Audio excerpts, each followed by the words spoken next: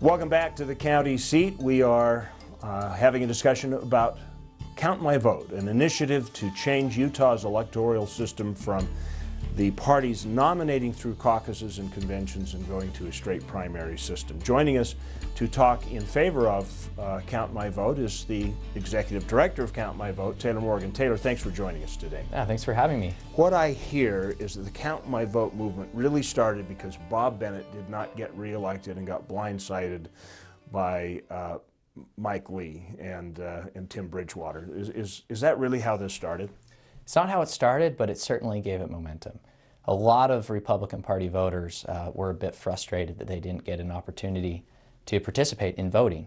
But really, this started before, actually. It started years before, and it was based on voter participation in Utah.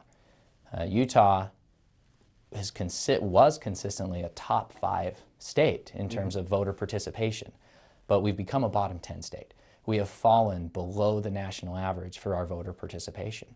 And so really the motivation behind Count My Vote is to increase voter participation to make sure that all Utah voters are able to participate and engage in our elections. So certainly the 2010 election cycle did give this movement some momentum, but it was started well before then because of participation. Well, I may be wrong, but I thought that we had record turnouts in 2010 and 2012. We may have, but we're still well below the national average, and we're still below what we used to have in terms of voter turnout. A good example of that is our caucuses. Very few voters participate in caucuses. We saw more voters participate in 2012, but it's still a very, very small group of voters that are able to participate in those caucus meetings because of their exclusionary nature. While the caucus participation has been very low, in the primaries that we do have, that participation is usually quite low as well. Some county clerks have kind of expressed that if this passes, and these are people that are actually even somewhat favorable, they say it's really not going to change that paradigm that much, that it may increase it by about 5%, and maybe not much more. Is that enough of a headway to be in a position to change the system? Yeah, absolutely. Over the last 10 years, we have seen our voter participation, 44% of voters participate in our general elections. 15% of them participate in primary elections. 14% of them participate in our municipal elections, which are city offices. That's usually the lowest rate of participation in a state. However, caucus turnout has been only 4% on average over the last 10 years. So already Utah voters, when elections are simple and accessible, already Utah voters are participating in those elections at more than 3 times the rate of those caucus meetings. And that's because those caucus meetings exclude hundreds of thousands of Utah voters. We have the most restrictive exclusionary system in the country. How so? Explain that to me. So the caucus meetings require you to be there physically in person in order to participate. And those meetings are held on a Tuesday or Thursday night at 7 p.m. once every 2 years. So if you can't be physically present, you're excluded from the nomination process. So we're talking about, you know, everyday Utahns. We're talking about working Utahns. We're talking about parents who can't leave children. We're talking about 25,000 Utah missionaries, LDS missionaries, who are serving out of state or overseas.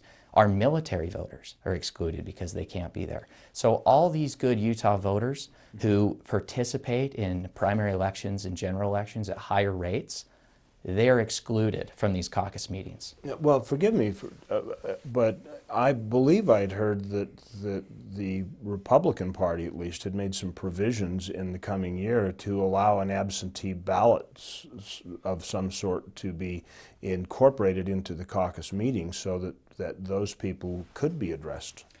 They attempted to, but it fell short, and it's simply not practical. A good example is their solution for our military voters or our missionaries. Their solution would be for those folks to call their precinct chair and make arrangements to cast a vote in the caucus meeting. It's simply not practical. Primary elections are simpler, they're more accessible, and they will result in higher participation. It's about getting more Utahns involved in our elections. You know, we're a great state because of our people, because of who we are. And so the more Utahns that we can have participating in our elections, the better we will be. The parties in the past have been able to determine who and how they nominate candidates for office. And we are now taking that out of the party's hands, literally, and transferring it over to the government's hands. I don't know. Not quite, actually, not at all. Yeah, that's a good question. What is happening, what Count My Vote would do, is it would take that power to choose candidates for a party, and it would take it from the hands of a very small group of delegates who represent less than 1% of that party's registered voters. It would take that power out of the hands of that small group of insiders, and it would give it to all voters in that party. So it doesn't give it to the hands of government. What it does is it allows all registered voters in a party to participate in the process of choosing that party's nominee. So for the average voter, if you know that you're in a one-party district, one-party state, and the Republican or the Democrat, if you live in certain districts, is going to win on the general election ballot anyway, and if you don't get to participate in the process of choosing who that Republican or that Democrat is, you feel like your vote doesn't matter. You feel like you don't have a voice, because by the time you get to the general election ballot, those key decisions have been made essentially behind closed doors at convention by those delegates, where it happens over 80% of the time, actually. In an ideal situation, the caucus is a neighborhood conversation. The neighborhood conversation progresses forward, and the issues are developed, and they tailor pick the candidates to the issues that are important to them. If we go to a primary election, the issues of the campaign are going to be dictated by the candidates running for office. Is that not a concern, is that the candidates will be defining the issues of the campaign instead of the people? So right now, we don't have the people defining the issues. Right now, we have 4% of our voters who are able to attend those caucus meetings. And then we have 0.03% of our voters as the delegates. They are defining the issues, and our officials are accountable to them. It should be all the voters, and all the voters in a party, that define the issues and choose the candidates. Taylor, thanks for joining us. Thanks so much. And we'll be right back with the county seat. We'll take on the argument of defending the caucus when we come back here on the county seat. We'll see you in just a minute.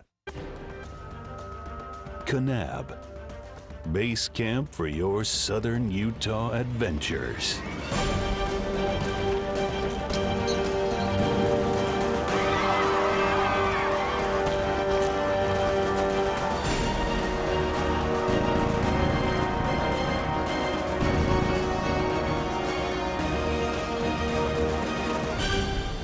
You belong in Kanab.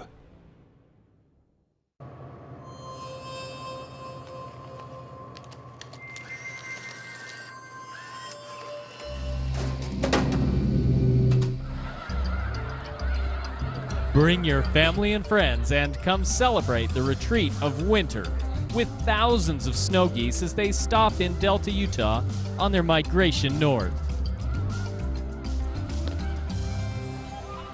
Pick your adventure in Millard County.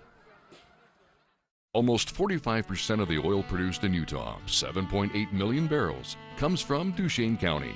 That oil feeds our state economy, provides job growth, and supports local business. Here in Duchesne County, we're working to make Utah an economic, cultural, and technological leader. Whether you're here for business or pleasure, Duchesne County will welcome you with open arms and invite you to explore all the beauty of the Uinta Mountains. Duchesne County, close enough for business, far enough to get away. Let it know this. Compliments of the lady in gold. Hello, trouble. Anything worth doing in this quiet little town? You look like the kind of man that could show a girl a good time. You strike me as the kind of girl that likes a manicure and a massage. How's that for a manicure? I hate golf. I was hoping for something a little more vigorous. Vigorous, I can do. And I thought you'd be riding side saddle. What?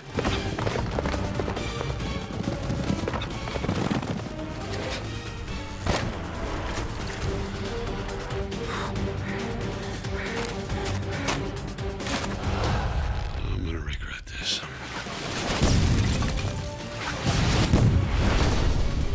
How about that manicure? Along Interstate 70 and Highway 89 is an area that is rich with high mountain peaks vast forests, lakes, streams, historical sites, and a climate that is perfect for outdoor adventures, no matter what the season. Whether you visit Sevier County to catch one of the many celebrations, experience a country-style county fair, or be part of various concerts, sports, or equestrian events, you will be greeted by local residents with a smile and a welcoming hand. In the center of it all, Sevier County.